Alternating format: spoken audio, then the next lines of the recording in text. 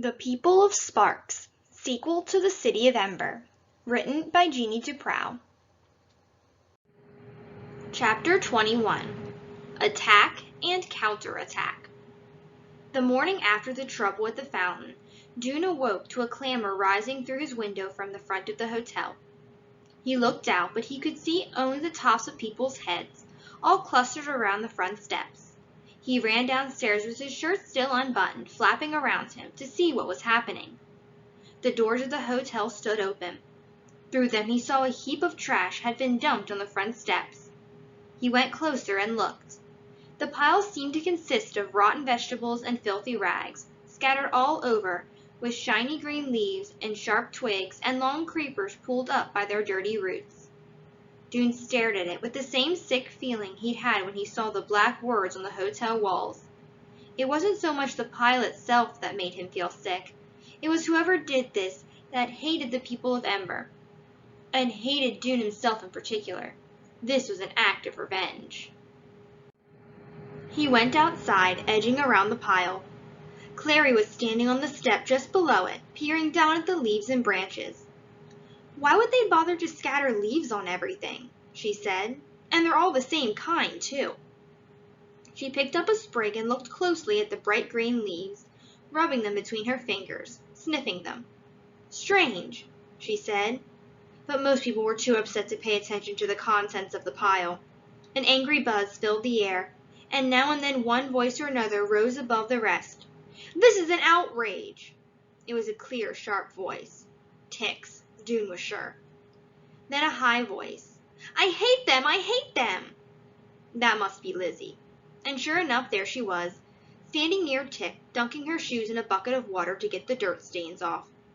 After a while, Tick climbed the steps and clapped his hands. "All right, everyone," he called. "We've been attacked again, and this time worse than the first. It's a disgusting insult, and it fills us with rage, but all we can do now is to get this mess off our doorstep. Let's get busy and clean it up." Everyone did. They picked up armloads of the leafy vines and carried them away. They shoved the garbage down into the ground and kicked it into the bushes. They brought buckets of water up from the river and sloshed them over the steps until everything was more or less clean. Tick supervised all this, calling out directions, though he didn't do any of the actual work himself, Dune noticed. "Doesn't want to get his clothes dirty," thought Dune rather grumpily. When the cleanup was done, people stood around and argued. Some were for marching down to the town that very minute, confronting the town leaders and demanding that the vandals be punished. Other people said no. It wasn't good to cause trouble. It would just make everything more unpleasant, and anyway, it wasn't the whole village that was against them, only some of them. "But which ones?" someone yelled. "And how do we stop them? They have to be stopped." "I'm tired of being blamed and punished," cried someone else. "I'm tired of being starved." "And what about winter?" someone called. The word had spread, and people had added this to their list of grievances. "Are we just going to sit here and take this treatment?" "No, no, no!" Dune could see Tick moving through the crowd, bending to speak into the ear of one person and then another. As people listened, their eyes narrowed and their lips tightened, and they turned to Tick and nodded.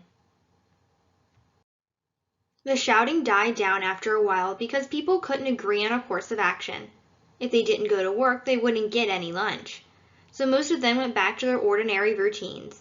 They washed their hands and faces in the river, they ate what remained in their parcels for breakfast, and they headed up the road toward the village. Dune and his father went too, though Dune went reluctantly. "Father," he said, "this is the third time they've attacked us. Don't you think we have to do something?" "What do you propose to do?" his father said. "I don't know," said Dune, "but we have to do something. We can't just let ourselves be trampled, can we?" "Son," said Dune's father, "I don't know what the answer. We're in a tough situation here." He clasped his hands behind his back and walked for a while looking down at the road. "It does seem that something is called for," he said finally. "The trouble is that violence just leads to more violence, so I don't know." Dune's team was assigned to the cornfield that day. He and his father spent hours on their knees yanking prickly weeds out of the ground. Dune's arm itched. He kept having to stop and scratch it. Was a mosquito biting him? He scratched and scratched again. It felt like 50 mosquito bites, not one. He had them on his other arm, too. Both arms itched like crazy. Finally, he stopped working and held his arms out in front of him. From wrist to elbow, they were carpeted with red lumps. "Look, Father," he cried. "I have a rash. What is it?" "I don't know, son," his father said, "but I have it too." The itchy rash spread all over the arms and hands of faces of all the Emberites who had helped with the cleanup this morning. "What is this?" people said as they worked in the bakery and the bike shop, the brickyard and the tomato fields. They itched, they scratched, the rash spread and oozed and itched still more. The villagers knew what it was. "Poison oak," they said. They explained about the oil on the leaves, how you only had to touch it to get the rash. "You must have been out scrambling around in the woods," they said. But the Emberites had not been scrambling in the woods. They knew how they'd been poisoned. Someone had done it to them on purpose. Fury spread among the Emberites like fire. Those who'd heard about the poison oak raged to those who hadn't, and before long everyone knew. Diggers threw down their shovels. Fruit pickers pushed the ladders to the ground and stalked out of the orchard. Someone in the bakery flung a great clump of dough at the supervisor, and someone in the egg shop hurled 3 eggs at the wall. The terrible itching aggravated everyone's anger, and before long the people of Ember began to gather in the streets and in the plaza, and the gathering became a crowd, and the crowd became a mob.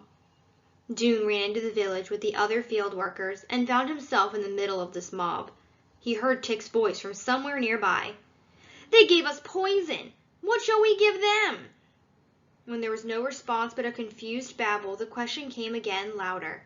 "What shall we give them?" This time an answer came, a crash, a tinkling of shattered glass.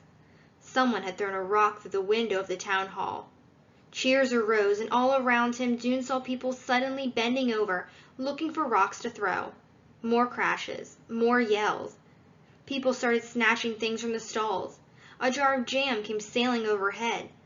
Arms reached up to catch it, but it fell past them and landed a few feet from Dune, smashing open and splattering his legs with red, sticky goo and splinters of glass. He saw people stuffing muffins into their pockets, and he saw Tick with his arms stretched backward, ready to throw a rock at the windows of the tower. He saw Miss Thorne running with her hands shielding her head, and the Hoover sisters backing up to the egg shop, trying to get away. He was frightened suddenly. At that moment the doors of the town hall opened, and Ben Barlow strode out. His face was twisted with rage. "Stop them!" he shouted. "Stop these thieves and vandals!" "You poisoned us!" shouted someone in the crowd. "We've had enough!" shouted someone else, and threw a potato right at Ben. It hit him in the stomach, and he bent over, his mouth dropping open. A roar came from the crowd. Tick's voice rose above the others. "Fill your pockets!" he screamed. "Fill your pockets and run!" There was a mad scramble, and then the Emberites pushed their way out of the plaza and raced down the streets to the river road. Dune ran too. He saw Tick up ahead of him, sprinting fast, his shirt tails flying. Now we really are thieves and vandals, Dune thought.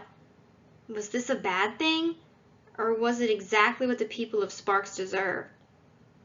That night, Tick went up and down the corridors of the hotel, knocking on doors and urging people to come to his meeting.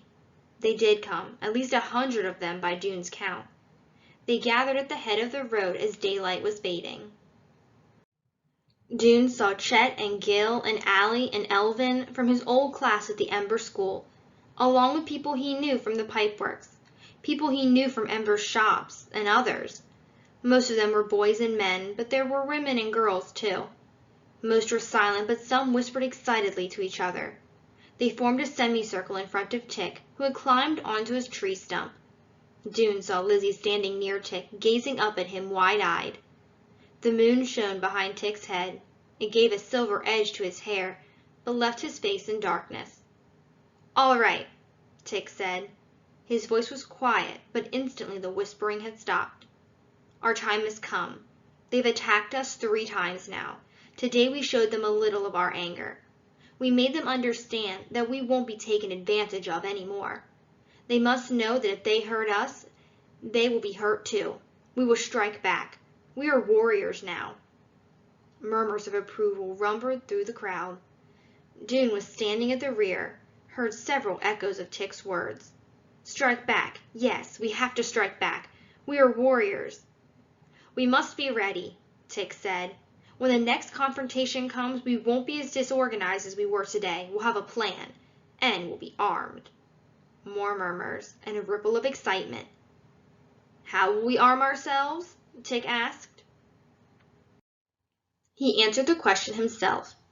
We have what we need right here where we live, he said. Look in your bathrooms. You'll find strong metal rods there, just the right length and enough for everyone. People looked at each other in puzzlement. Metal rods in the bathroom? But Dune knew immediately what Tick meant. The towel racks. Take them off the wall and you have a sturdy weapon that could do real damage. Bruise soft tissue, even break hard bone. Tick waited until the word had passed through the crowd and everyone understood about the weapons in the bathrooms. Then he said, There are other ways to arm yourself too. Did you bring a knife with you, remember? Are there still slivers of glass left in the windows of your room? Have you noticed that some of the stones by the river are just the right size to fit in a fist? Again, he waited. All around Dune, people were nodding and whispering. Dune tried to imagine what the uprising earlier that day would have been like if the riders had been swinging steel rods and striking out with knives and broken glass. People would have been hurt. There would be blood. But think of the hurt the villagers had inflicted on the Emberites. The pangs of hunger, the humiliation, the name-calling, the terrible itchy rash. Didn't one hurt deserve another? Wasn't he simply being squeamish to shrink from it? He would have to strengthen himself, he thought. Not just his body, but his spirit, his will. It would take a kind of strength he didn't have yet to strike another person with the intent to harm. Tick was bending forward now and speaking in a softer voice. People shushed each other and listened. Go back now and sleep, my warriors, Tick said. In the next days, prepare your weapons and prepare your will. Remember how you felt when you saw those ugly words scrawled on our walls. Remember how you felt when the poison rash crawled up your arms. The people of Sparks will wrong us again, we can be sure of that. When it happens, we'll be ready. After the meeting, Dune walked back to the hotel, feeling vaguely uneasy. Tick must be right, but somehow Dune couldn't feel wholehearted about being a warrior. Was it because he was a coward? He didn't want to be a coward. He didn't really think he was one. What was his problem then?